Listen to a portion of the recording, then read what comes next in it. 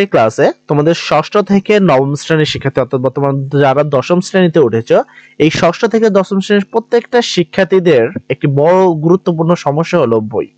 আর তোমরা অলরেডি হয়তো জেনে গেছো যে তোমাদের বই পাওয়ার জন্য কিন্তু যে মুদ্রণ সমিতি রয়েছে, সেই মুদ্রণ সমিতি কিন্তু সময় চেয়েছে 25শে মার্চ পর্যন্ত।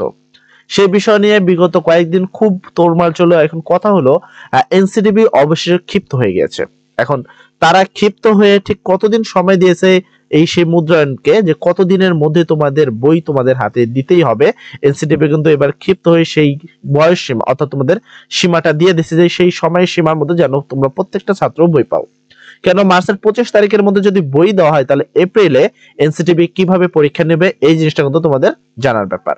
তো আজকের এই গুরুত্বপূর্ণ আপডেট নিউজটি চলো আমরা দেখে নিব। এটা প্রকাশ করা হয়েছে jagnews24.com এ। আমরা যদি তাদের মূল ওয়েবসাইটে চলে যাই, তোমরা এখানে দেখতে পাচ্ছ যে jagnews24 এর যে মূল ওয়েবসাইটটি রয়েছে, সেই ওয়েবসাইটটি এখানে তোমরা দেখতে পাচ্ছ।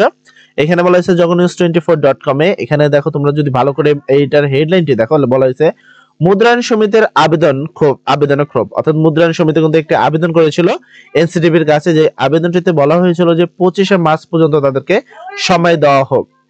এর পরবর্তীতে তোমরা এখানে দেখতে পাচ্ছ পাঠ্য বই ছাপানোর পাল্টা পদক্ষেপ এনসিটিবির, মানে পাঠ্য বই ছাপানোর জন্য পাল্টা একটি পদক্ষেপ গ্রহণ করছে এনসিটিবি।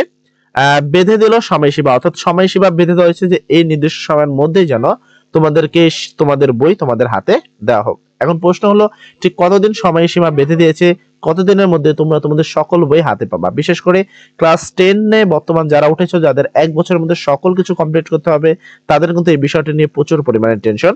এপ্রিলে পরীক্ষা হবে, আবার পরবর্তী নভেম্বরে পরীক্ষা হওয়ার পরে ফেব্রুয়ারিতে তাদের মূল এইচএসসি 2026 কিন্তু অনুষ্ঠিত হবে। সেক্ষেত্রে তাদের বইটি পাওয়া খুবই ইম্পর্টেন্ট। আমরা অবশ্যই সময়সীমাটি দেখব।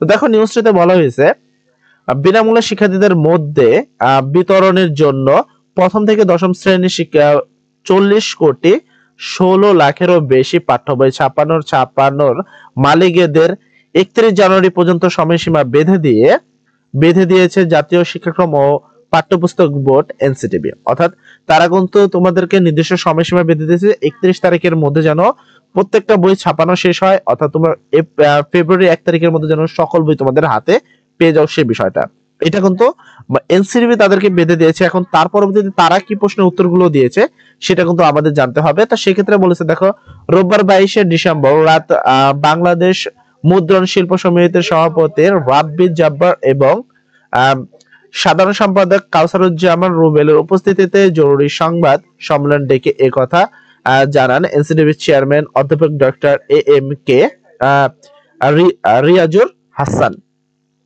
এর পরবর্তী যদি আমি নিচে খেয়াল করি, তোমরা এখানে দেখতে পাচ্ছ বলা দিচ্ছে বেঁধে দেওয়া সময়সীমা অনুযায়ী আগামী 31শে ডিসেম্বরের মধ্যে প্রাথমিকের সকল বই, অর্থাৎ 31 তারিখের মধ্যে প্রাথমিক শিক্ষার সকল বই এবং মাধ্যমিকের বাংলা, ইংরেজি ও গণিত বই ছাপা শেষ করে স্কুলে পৌঁছানোর নির্দেশনা দেওয়া হয়। অর্থাৎ তোমাদেরকে দেখো, অর্থাৎ তোমরা প্রথমে 3টা বই পাবা, যে 3টার মধ্যে কিন্তু তোমরা বাংলা বইটি পাবা, ইংরেজি বইটি পাবা এবং গণিত বই, এই 3টে বই কিন্তু তোমরা পাবা। বাংলা, ইংরেজি এবং গণিত, এই 3টে বই তোমরা ডিসেম্বরের 31 তারিখ অর্থাৎ তোমরা জানুয়ারি 1 তারিখে কিন্তু এই 3টা বই প্রথমে হাতে পেয়ে যাবা।